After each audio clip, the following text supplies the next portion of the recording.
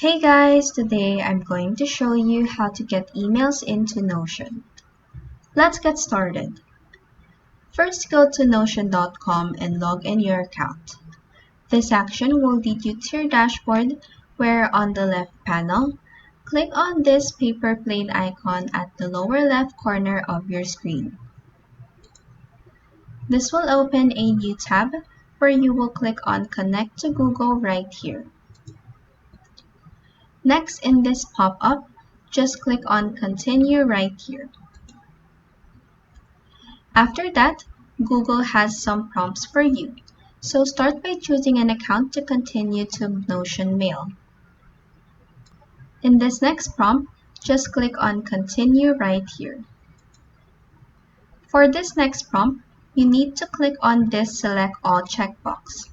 Then just scroll down and click on Continue down here.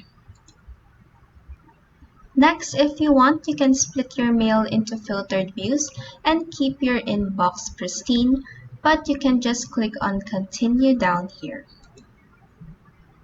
And that is how you can get emails into Notion.